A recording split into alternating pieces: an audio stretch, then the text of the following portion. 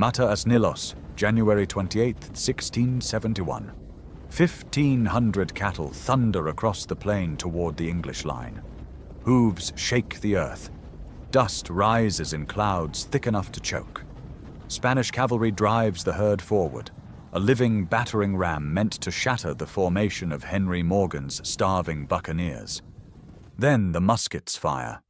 The sound is catastrophic. Crack after crack splits the air. The cattle, already panicked, wheel in terror. They turn on their keepers. The Spanish drovers vanish beneath the stampede. Horses scream. Men are crushed into the dirt. The herd plows through the Spanish infantry lines, trampling militia who scatter too late to escape. Morgan's men stand firm. The few cattle that reach them are shot dead on the spot. The buccaneers are hungry. This is not a tactical setback.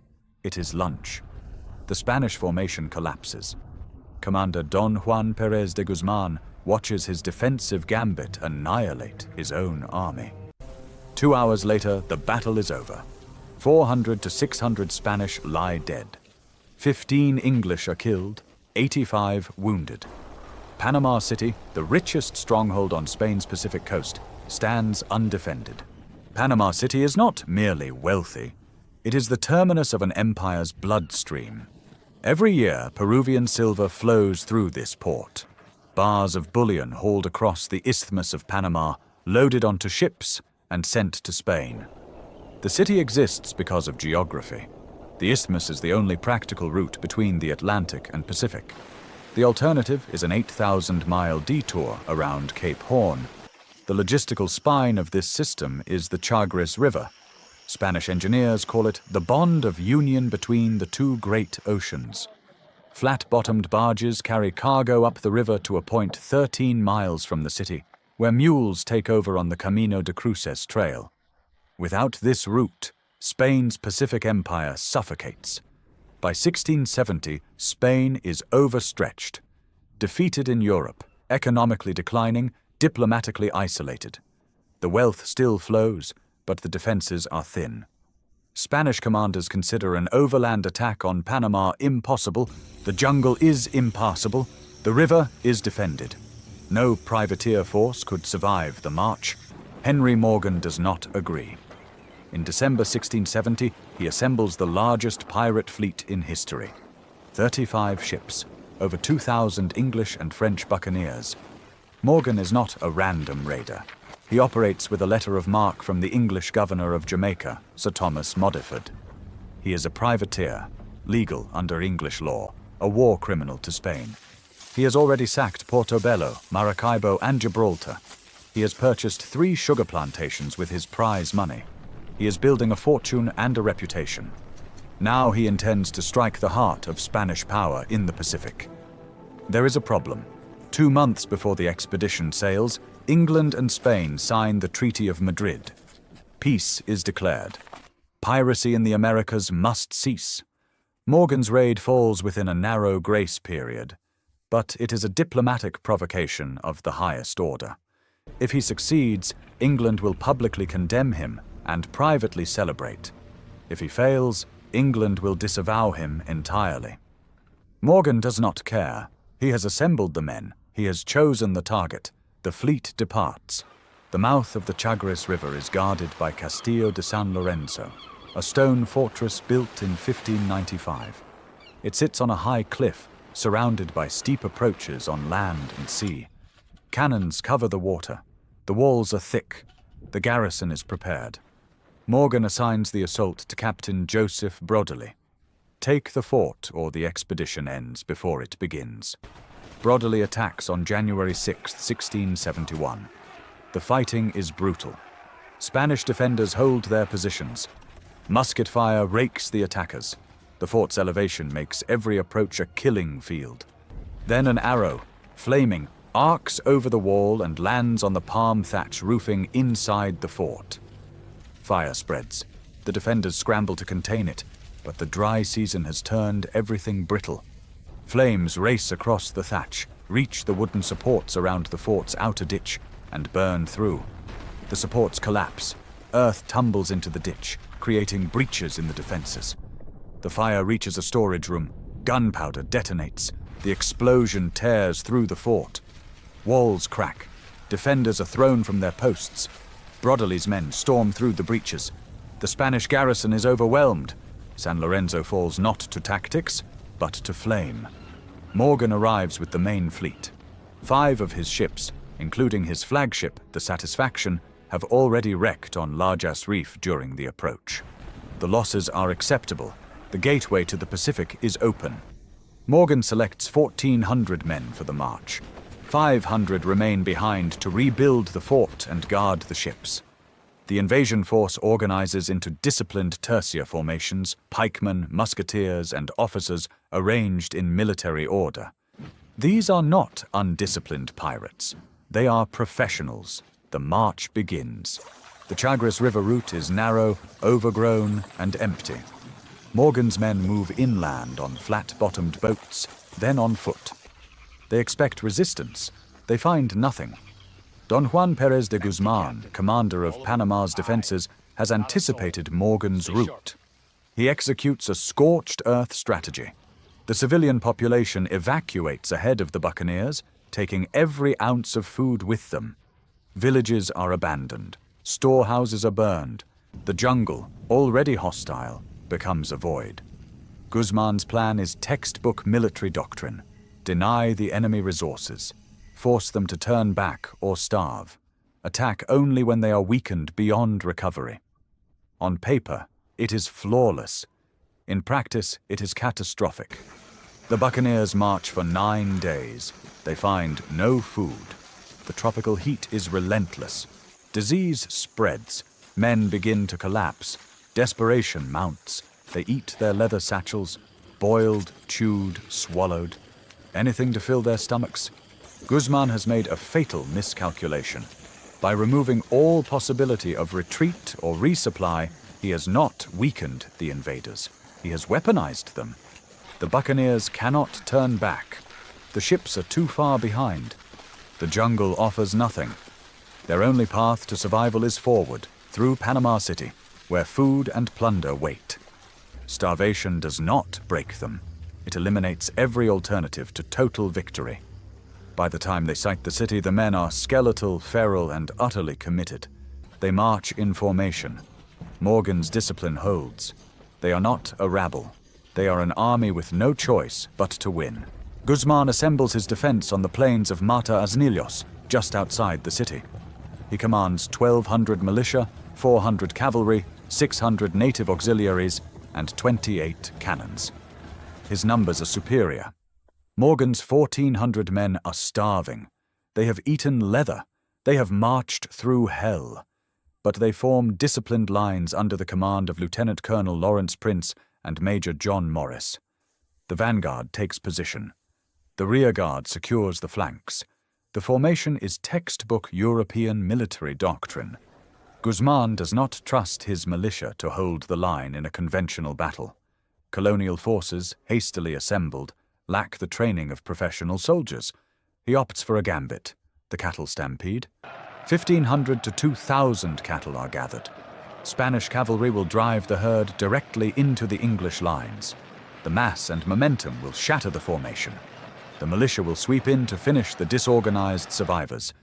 It is theatrical. It is desperate. It is a mistake.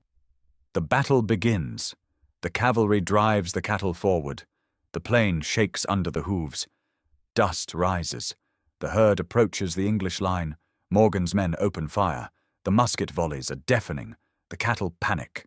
The sound, the smoke, the chaos. They reverse course. The herd stampedes back through the Spanish lines. Drovers are trampled. Cavalry horses are knocked aside. The militia, waiting behind the herd, scatter as the cattle plow through them.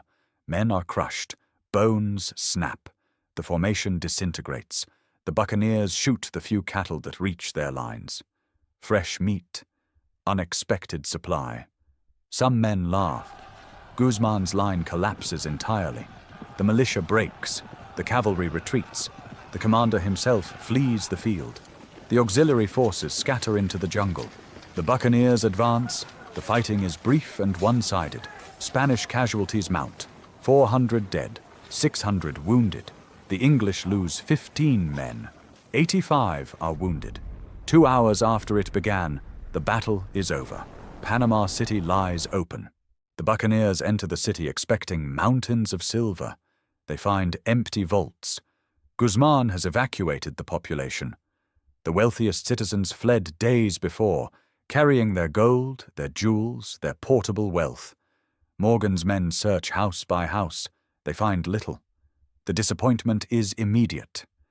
1,400 men have marched through starvation, fought a battle, and captured the richest city in the Spanish Pacific, only to discover that the treasure is gone.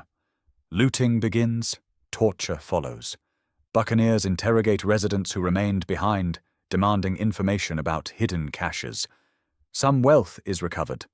Estimates range from 140,000 to 400,000 pesos, between $7 million and $20 million in modern currency. It is substantial. It is also far less than expected. Then the fire starts. 3 theories exist. Spanish accounts claim Morgan's men burned the city deliberately, either out of spite or to cover their retreat. Some historians argue the Spanish set the fire themselves, a final act of scorched earth to deny Morgan any remaining value. The third possibility is accident. January is the middle of Panama's dry season. Everything is brittle, the wind is strong. Gunpowder has been fired throughout the city during the final skirmishes. A spark, a stray ember, an overturned lamp. Any of these could ignite a fire. Once started, it would spread beyond control. Regardless of cause, Panama City burns. The fire consumes everything. Wooden buildings collapse. Stone walls crack in the heat. Smoke rises visible for miles. By the time the flames die, Panama Viejo is ruins. Spain will be forced to relocate the city to a more defensible position, Panama Nuevo. The old city is abandoned. The destruction is total. The fire achieves what the battle could not: permanent, irreversible damage. Spain does not merely lose a city. It loses the confidence that its Pacific empire is untouchable. The buccaneers return to the Chagres River on March 5, 1671. The loot is divided. After deductions for officers, surgeons, and the wounded, the ordinary privateer receives 80 pieces of 8, roughly $4,000 in modern equivalent. They risked everything. They ate leather. They fought a battle. They burned a city. 80 pieces of 8. Discontent spreads. Accusations follow. Morgan, the men claim, has absconded with the majority of the plunder. He sailed away early, leaving many behind. Alexandre Exquemelin, a former shipmate, will later publish a damning memoir accusing Morgan of theft, torture, and using nuns and monks as human shields during the Portobello raid. Morgan has achieved the greatest buccaneer victory in history. He has also destroyed the trust required to lead such forces again. His men leave bitter. Europe reacts with shock. The raid violated the Treaty of Madrid, signed just 2 months before the expedition began. Spain is enraged. War nearly resumes. England, to appease Spanish demands, arrests both Morgan and Governor Modiford. The arrest is theatre. Morgan is summoned to London in 1672. He is not tried. He is not imprisoned. He is celebrated. The English public sees him as a hero. The Crown sees him as a strategic asset. He has exposed the vulnerability of Spain's colonial heart. He has proven that English forces can project power across the Isthmus. In November 1674, King Charles II knights him. Henry Morgan becomes Sir Henry Morgan. He is appointed Lieutenant Governor of Jamaica. He returns to Port Royal, no longer a privateer, but a colonial administrator. He serves in the Assembly of Jamaica until 1683. He improves the island's fortifications. He helps transform Port Royal into one of the busiest and richest ports in the New World. He also fights a final battle in the English courts. Exquemelin's memoir, Piratas de la America, has been published in English. The book accuses Morgan of widespread atrocities. Morgan sues the publishers for libel. He wins. The publishers are forced to retract the most damaging passages, including the claim about human shields. Morgan uses his political power to suppress the accusations legally. He controls his public narrative. The establishment remembers him as Sir Henry Morgan, protected by law, not as El Diablo, the terror of the Spanish Main. He dies in Jamaica in 1688. He is wealthy. He is legitimate. He is untouchable. His men die, accusing him. The raid on Panama City was not a pirate adventure. It was a geopolitical earthquake. Morgan did not merely capture a city, he revealed that Spain's Pacific Empire was hollow, defended by improvisation rather than strength. The cattle stampede was not a tactical error. It was a symbol of colonial overconfidence collapsing inward. The fire that consumed Panama Viejo erased more than buildings. It erased the idea that Spanish strongholds were invincible. Spain relocated the city, rebuilt its defenses, and never again felt secure on the Pacific coast. Morgan's knighthood was not forgiveness. It was recognition. The crown did not pardon him. It recruited him. His knowledge of Spanish weaknesses, his ability to lead irregular forces, his ruthlessness in pursuit of objectives, these made him indispensable. The Treaty of Madrid was supposed to end piracy in the Americas. Instead, it marked the moment when piracy became statecraft. Morgan proved that the line between outlaw and officer was negotiable, depending on who benefited from the violence. The buccaneers who followed him through starvation received 80 pieces of 8 and a lifetime of resentment. Morgan received plantations, titles, and a legacy scrubbed clean by litigation. The men who risked everything got nothing. The man who led them got everything. The golden age of Caribbean piracy peaked with the burning of Panama and died with Morgan's knighthood. After 1671, the buccaneers could no longer trust their leaders. After Morgan, no privateer would assemble a force of that size again. The era ended not with a battle, but with betrayal. Spain never recovered its confidence on the Pacific. England never stopped rewarding results over morality. And Henry Morgan, the man who ate leather in the jungle and dined with kings in London, proved that empires are built not on loyalty, but on the willingness to burn everything in pursuit of power. The cattle turned, the city burned, the pirate became a knight, and Panama, in ruins, proved that the most valuable treasure was never the silver. It was the illusion of Spanish invincibility.